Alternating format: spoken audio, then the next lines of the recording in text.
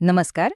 आपण सगळेच कधी ना कधी विचार करतो की काही लोक इतरांपेक्षा जास्त यशस्वी का होतात? त्यांच्यात असे काय वेगळं असतं? तर आज आपण नेपोलियन हिल यांच्या जबरदस्त विचारांमधून पुढाकार आणि नेतृत्व यामागचं गुपित उलगडणार आहोत. सगळ्यात आधी एका महत्त्वाच्या प्रश्नावर येऊया. एवढी मेहनत करूनही अनेक लोक आपल्या करिअरमध्ये एकाच ठिकाणी का अडकून पडतात? प्रगती का थांबते? हा प्रश्न अनेकांना सतावत असतो, नाही का? आणि याचं उत्तर ऐकून कदाचित आश्चर्य वाटेल, कारण ते खूप साधं आहे. उत्तर आहे, ते स्वतःहून काहीतरी करण्याऐवजी कोणीतरी आपल्याला येऊन काहीतरी सांगेल याची वाट पाहत बसतात. आणि हीच एक सवय हुशार आणि मेहनती लोकांनाही मागे खेचते. तर आपल्या पहिल्या भागात आपण याच मानसिकतेबद्दल बोलणार आहोत. ही मानसिकता खरं तर यशाच्या मार्गातला सगळ्यात मोठा अडथळा आहे. चला याबद्दल थोडं अजून जाणून घेऊया. नेपोलियन हिल यांच्या मते काही सवयी लोकांना आयुष्यभर फक्त अनुयायीच बनवून ठेवतात, नेते नाही.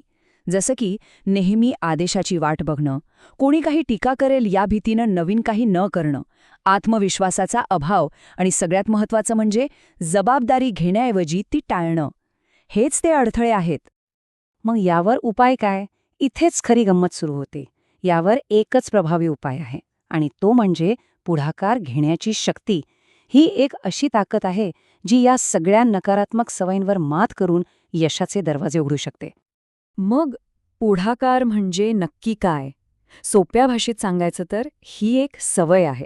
कोणतंही काम कोणीही जबरदस्ती न करता जेवढं सांगितलंय त्यापेक्षा जास्त आणि चांगलं करण्याची सवय. हीच या संपूर्ण विचाराची मूळ संकल्पना आहे. पण हा पुढाकार प्रत्यक्षात दिसतो कसा? तर बघा, कोणी सांगायच्या आत कामाला सुरुवात करणं, जिथे इतरांना समस्या दिसते तिथे संधी शोधणं, चुका झाल्यावर कारणं न देता जबाबदारी स्वीकारणं आणि फक्त माझं काम एवढंच न बघता कंपनीच्या किंवा टीमच्या भल्यासाठी पुढे येऊन काम करणं. आणि इथेच सगळ्यात महत्त्वाचा मुद्दा येतो. हे वाक्य लक्षात ठेवा. पुढाकार हाच खऱ्या नेतृत्वाचा पाया आहे. या एका गुणाशिवाय कोणीही एक चांगला नेता बनूच शकत नाही. हाच गुण सामान्य व्यक्तीला असामान्यांपासून वेगळं करतो. ठीक आहे, म्हणजे पुढाकार घेणं ही झाली पहिली आणि सर्वात महत्त्वाची पायरी. पण आपलं अंतिम ध्येय तर खरं नेतृत्व आहे, बरोबर? तर मग या खऱ्या नेतृत्वाची ब्लूप्रिंट काय आहे? ते कसं असतं? इथे दोन प्रकारच्या नेतृत्वातला फरक अगदी स्पष्ट दिसतो. बघा, एका बाजूला आहे लादलेलं नेतृत्व, जे फक्त अधिकार आणि भीतीवर चालतं.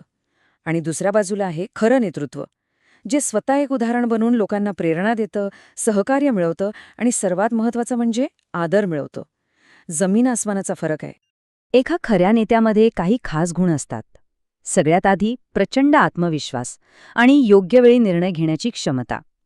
लोकांना समजून घेऊन त्यांची मनं जिंकून त्यांच्यासोबत काम करण्याची कला. आणि हा गुण तो खूप महत्त्वाचा आहे.